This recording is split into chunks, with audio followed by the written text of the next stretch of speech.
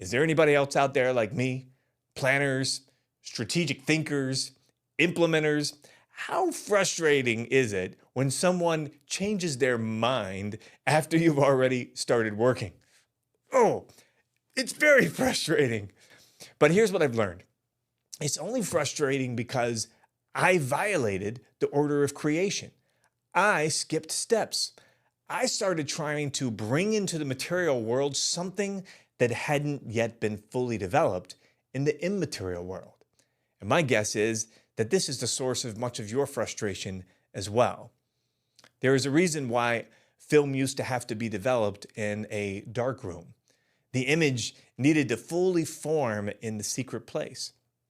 It had to figure out what it was going to look like before the lights could be turned on and it could be shared with the world. If it was exposed to the light too quickly, the whole thing would vanish. It wasn't yet ready for the material world. Now it's beautiful to watch Harry's dream develop. The dream continues to grow inside of him to this day. Parts of it have started materializing, but much of it is still developing deep inside his imagination. And without the pressure of Dad trying to force it prematurely into the material world, it will brilliantly develop into a dream realized. If you're experiencing great difficulty realizing your desires, if it seems like it's frustrating all the time, if you feel like you're always hustling and not getting anywhere, you're very likely skipping over this first and most important step toward your dreams. This is the hidden part of your power that you may have not tapped into yet. You must actually dream. The number one problem most people have with realizing their desire is that they start before they see.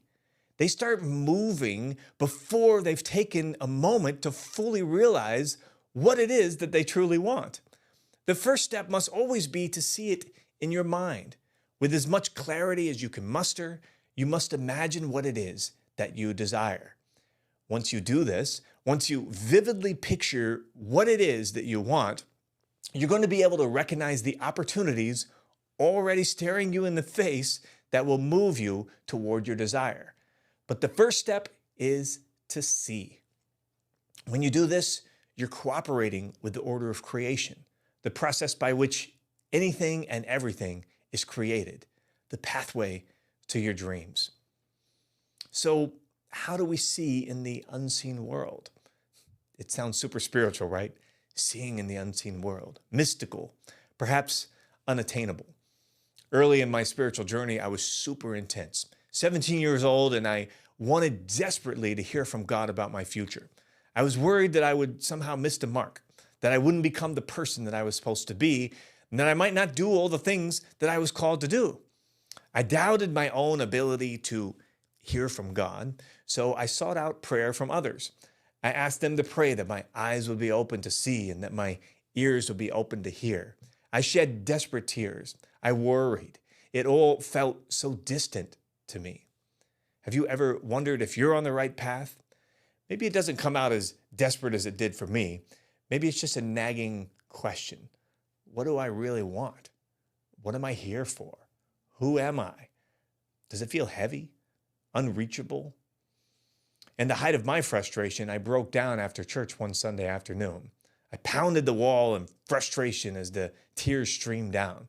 Why didn't God speak to me? Why wasn't he showing me anything? Jesus said that he did nothing unless he saw the Father do it. He said that he said nothing unless he heard the Father say it. How was I supposed to achieve anything with my life if I couldn't see, if I couldn't hear? It was the only time that I've ever been to Hershey, Pennsylvania, when the answer came to me in a most unexpected way. A few of us from the church had drove from Washington, D.C. to hear a man speak to us about how to hear the voice of God. I was skeptical, but intrigued because I really wanted answers. And what he shared changed my life. As he stood on the platform, he closed his eyes and he said, "Now I'm seeing in the spirit." And when he opened his eyes, now I'm back in the natural realm. You see, he said, God speaks to you and shows you things in the place of your imagination. the same place that you daydream. I thought back to all the times I had attempted to pray and hear from God. I would sit there and listen after posing all my desperate questions, and inevitably my mind would wander. I used to get so angry with myself because I thought my mind wasn't disciplined. I would slip into a daydream and then beat myself up about it. But sitting there in Hershey, Pennsylvania, I realized that God had been speaking to me all along. He was showing me things in my imagination. I had dismissed him, thinking it was supposed to be something more spiritual. The same may be true for you. God has been speaking to you. God has been showing you who you are and what he created you for. He has given you pictures of his beautiful future for you, but he shares them in the realm of your imagination. You may call them dreams. You may call them desires, but know this, every time you entertain them, you are seeing into the unseen world.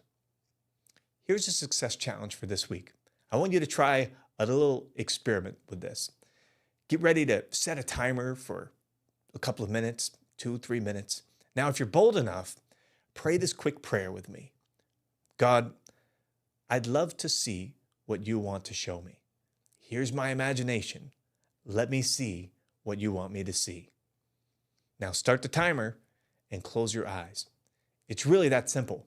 You'll be surprised at what you will see in your imagination. It doesn't have to be profound. It doesn't even have to make sense yet. The point is that your imagination is a spiritual place where you can see into the immaterial realm. In that place, God can create in you things that have yet to be created in the material world. Author Stephen Covey wrote that everything that is created has been created twice. Once in the immaterial realm, the imagination, and then secondly, in the material world. If you have any questions for me that I might be able to help you with as you dive into this, and I could talk about it on a future episode, post them down in the comments. I do love to hear from you and create content that's super relevant and helpful for you. So my team will tee up those ideas for future episodes. Until then, have a great week, and I'll see you next time. Well, I hope you enjoyed today's episode. You know, great businesses and great leaders are built using effective communication. For more, go to speakingschool.com, grab my Elite Business Success Toolkit for free just for trying out our Speaking School membership. That's speakingschool.com. See you next time.